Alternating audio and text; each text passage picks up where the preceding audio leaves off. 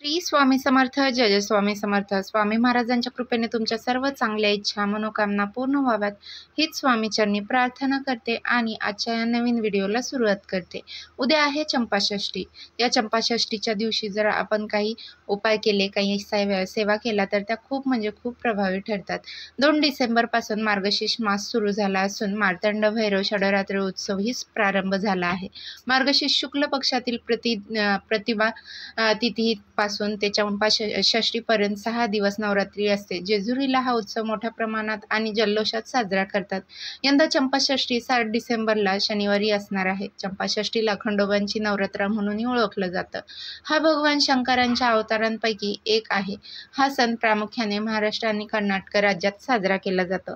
तर भगवान खंडोबांच्या मल्ल आणि मणी या 2 राक्षसावर झालेल्या विजयाचे स्मरण म्हणून चंपाषष्ठी साजरी करतात. या राक्षसाचा पराभव करण्यासाठी भगवान शंकरांनी मार्तंड भैरवाचे रूप घेतले होते. हे युद्ध अवघ्या 6 दिवसांनी संपले आणि या दिवशी मार्गशीर्ष महिन्यातील षष्ठी तिथी होती. आता ही चंपाषष्ठी तिथी 6 डिसेंबरला दुपारी 12:05 सुरू होत आहे. तर ही षष्ठी तिथी 7 सप्टेंबरला सकाळी 11:05 समाप्त होणार आहे. तर उदय तिथीनुसार आपल्याला 7 डिसेंबरला चंपाषष्ठी साजरी करायची आहे. चंपाषष्ठीच्या दिवशी अनेक धान्याचे पीठ म्हणजेच ठोंबा, गव्हाचा रोडगा आणि वांग्याचं भरीत नैवेद्य म्हणून अर्पण केले जाते. तसेच दिवे ओवाळण्याची देखील पद्धत आहे. आता या दिवशी आपल्याला काही उपाय करायचे आहेत. भरपूर वेळा आपल्या आयुष्यामध्ये अनेक अडचणी, अडथळे, संकटे असतात. ते काही केलं संपायचं नाव हे घेत नाहीत. आता संकटे येणार नाहीत असं तर होणार नाही, पण संकटाचा प्रभाव आपण नक्कीच कमी करू शकतो. तसेच आपण मेहनत तर घेत असतो, पण त्या मेहनतीचं देखील आपल्याला पाहिजे तसं फळ हे प्राप्त होत नाही. मग आपल्या कष्टाला नशिबाची साथ मिळण्यासाठी, आपल्या आयुष्यातील दुःख, दारिद्र्य, गरिबी, संकटे दूर होण्यासाठी या दिवशी कोणते उपाय करावे, कोणत्या सेवा कराव्यात याबद्दलची संपूर्ण माहिती आपण आजच्या या व्हिडिओमधून जाणून घेणार आहोत. तत्पूर्वी तुम्ही चॅनलवरती नवीन असाल तर चॅनलला लाईक करा व सबस्क्राईब करून कमेंटमध्ये श्री स्वामी समर्थ किंवा येळकोट येळकोट जय मल्हार लिहायला विसरू नका. आता या दिवशी तळी देखील भरली जाते. तळी भरणे हा कुटुंबातील एक कुळाचार आहे. त्यामुळे कुटुंबातील प्रत्येक सदस्याचा यात सहभाग असणे आवश्यक आहे. तळी भरणाऱ्या व्यक्तींना बसण्यासाठी आसन टाकावे. त्यानंतर तांब्याच्या कलशात पाणी भरून घ्यावे.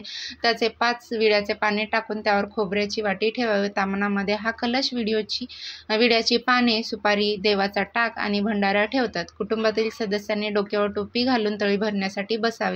तळी भरण्यासाठी 3, 5 किंवा 7 अशा विषम संख्येमध्ये पुरुष मंडळींनी बसावे.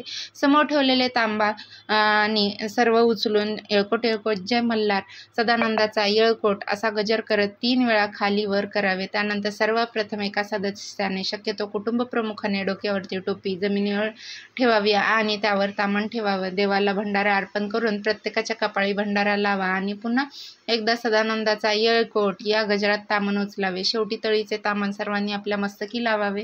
त्यानंतर त्या तामणातील भंडारा आपल्या घराबाहेर उधळायचा आहे. तसेच त्यातील खोबरं देखील आपण बाहेर उधळायचं आहे. त्यानंतर तुम्ही ते खोबरं प्रसाद म्हणून, नैवेद्य म्हणून ग्रहण करू शकता. आता या दिवशी आपल्याला कुत्र्याला एक पदार्थ खाऊ घालायचा आहे. आता कुत्र्याला खंडोबाचं वाहन हे मानलं जातं. आपण चंपाषष्ठीच्या दिवशी म्हणजे शनिवारी सकाळी लवकर उठायचंय आणि आपल्याला लवकर उठल्याच्या नंतर आपण जी काही पूजा करतो, जी काही सेवा करतो, तर त्या सेवेचे फळे आपल्याला प्राप्त होतं, कित्येक पटीने मिळत असतं. आता या दिवशी आपल्याला आपल्या घरामध्ये थोडंसं पाणी शिंपडायचं आहे. पाणी घ्यायचं आहे आणि त्यामध्ये चिमूटभर हळद टाकायची आहे आणि असं पाणी आपल्या मुख्य दरवाजाच्या बाहेर शिंपडायचं आहे. यामुळे नकारात्मक ऊर्जा ही आपल्या घरामध्ये प्रवेश करत नाही, ती आपल्या घराबाहेर राहत असते. आणि या दिवशी आपल्याला बाजरीची भाकर आणि वांग्याचं भरीत बनवायचं आहे. त्यानंतर तुमच्या इथे जवळपास कुठेही कुत्रा असेल तर तिथे आपल्याला जायचं आहे, किंवा तुमच्या इथे जर घरामध्ये जर कुत्रा असेल तर त्याला देखील तुम्ही ही वस्तू खाऊ घालू शकता. विशेषतः काळ्या रंगाचा कुत्रा असेल तर तुम्ही त्याला ही भाकर खाऊ घाला तर अतिउत्तम होईल. आणि काळ्या रंगाचा कुत्रा मिळाला नाही तर आपल्याला जो कुत्रा मिळेल त्या कुत्र्याला तुम्ही ही भाकर खाऊ घालायची आहे.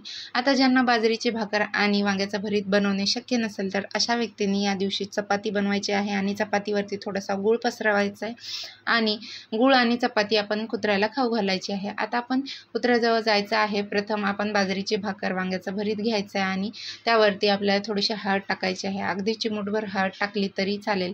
आपल्या जवळपास असणाऱ्या कुत्र्याला ही बाजरीची भाकर खाऊ घालायची आहे. तसेच कुत्र्याला आपण भंडारा देखील लावायचा आहे. मग आपण जेजुरीवरून भंडारा आणला असेल तर तो भंडारा आपल्याला लावायचा आहे. लावत असताना आपण म्हणायचं आहे, येळकोट येळकोट जय मल्हार सदानंदाचा येळकोट असं म्हणत आपण कुत्र्याला ती हळद लावायची आहे. तसेच आपण ही भाकर खाऊ घालायची आहे. हातातून खाऊ घालणं शक्य असेल तर आपण खाऊ घालायचं आहे आणि जर शक्य नसेल तर हातातून देणे शक्य नसेल तर तुम्ही लांबून जरी आपण ही भाकरी कुत्र्याला खाऊ घातली तरी पण चालेल.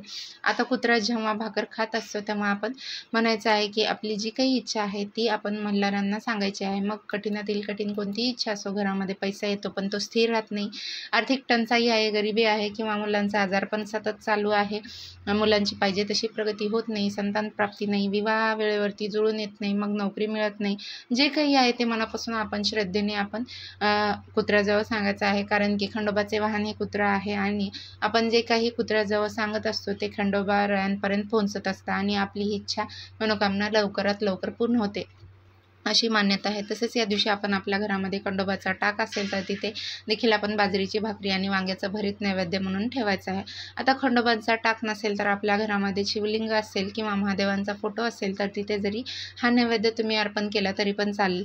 कारण की भोलेनाथांचाच रूप हे खंडोबा आहे. आता आपण जेव्हा कुत्र्याला ही वस्तू खायला घालतो तेव्हा ती वस्तू आपण घातल्यानंतर आपण डायरेक्ट घरी यायचं आहे. आपण मध्ये कुठेही थांबायचं नाही. कुठे थांबलो तर आपण जो काही उपाय केला आहे, जी काही सेवा केली आहे तर ती फलदायी ठरत नाही. आता कुत्र्याला जेव्हा आपण ही भाकरी खायला घालतो तेव्हा देखील आपण कोणासोबतही बोलायचं नाही आहे. तसेच येताना देखील आपण कोणासोबत बोलायचं नाही आहे. त्यानंतर घरी यायचं आहे. आता घरामध्ये देखील आपल्याला काही उपाय व काही सेवा करायच्या आहेत की ज्यामुळे आपल्या आयुष्यातील अडचणी, अडथळे, संकटे दूर होतील. नक्कीच तर आता आपल्याला सर्वांच्या घरामध्ये भंडारा हा असतोच. मग जेजुरीवरून आणलेला भंडारा असेल किंवा अगदी घरातले असेल तर तुम्ही तळी भरलेला भंडारा असेल तर तो घेऊ शकता किंवा तोही नसेल तर आपण हळकुंड घ्यायचा आहे आणि हळकुंड मिक्सरमध्ये बारीक करून घ्यायचा आहे आणि त्याची हळद बनवायची आहे. आता ही हळद आपल्याला घ्यायची आहे. आपल्या देवघरामध्ये एक दीप प्रज्वलित करायचा आहे आणि मग तुम्ही शुद्ध तुपाचा किंवा तिळाच्या तेलाचा, मोहरीच्या तेलाचा दीप प्रज्वलित हा करू शकता. एक प्लेट घ्यायची आहे. त्यामध्ये अखंड तांदूळ ठेवायचे आहेत. त्यावरती हळदी कुंकू अर्पण करायचं आहे. त्यानंतर मातीची पंती घ्यायची आहे किंवा कणकेचा दिवा बनवणे शक्य असेल तर तुम्ही कणकेचा दिवा बनवला तरी पण चालेल. त्यानंतर आपल्याला दीप प्रज्वलित करायचा आहे. आता या दिव्यामध्ये आपल्याला एक लवंग टाकायचा आहे आणि लवंग हे साबूत असावे, कुठेही तुटलेले फुटलेले नसावे, त्याला पुढे फूल देखील असला पाहिजे असं लवंग आपल्याला टाकायचं आहे. तसंच एक हिरवी वेलची देखील घ्यायची आहे, दिव्यामध्ये आपल्याला टाकायची आहे आणि दिवा प्रज्वलित करायचा आहे. दिव्याला हळदी कुंकू लावायचं आहे, दिव्याला फूल अर्पण करायचं आहे. असा दिवा लक्ष्मी प्राप्तीसाठी लावला जातो. या दिव्यामुळे माता लक्ष्मी आपल्या घराकडे आकर्षित होत असते आणि जिथे माता लक्ष्मी असते तिथे भगवान विष्णू देखील असतात. आता आपल्याला काही सेवा करायची आहे तर आपण हळद किंवा भंडारा घ्यायचा आहे. आता हा भंडारा घेतल्यानंतर एका वाटीमध्ये देवापुढे ठेवायचा आहे आणि आपल्याला ओम नमः शिवाय, ओम नमः शिवाय किंवा येळकोट येळकोट जय मल्हार, येळकोट येळकोट जय मल्हार या मंत्राचा 108 वेळा जप हा करायचा आहे. दोन्हीपैकी तुम्ही कोणताही मंत्र म्हणू शकता. अगदी म्हणणे शक्य नसेल तर तुम्ही मोबाईलवरती देखील लावू शकता किंवा श्रवण केलं तरी पण चालेल.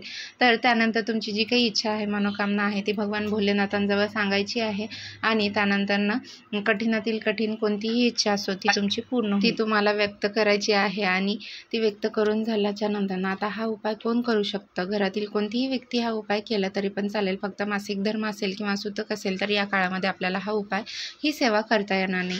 आता आपली ही सेवा करून झाल्यानंतर तो भंडारा आपल्याला घ्यायचा आहे आणि आपल्या सर्व घरामध्ये हा भंडारा उधळायचा आहे आणि घरामध्ये चारही कोपऱ्यांमध्ये हा भंडारा टाकायचा आहे. बेडरूममध्ये, किचनमध्ये, हॉलमध्ये आपण हा भंडारा टाकायचा आहे.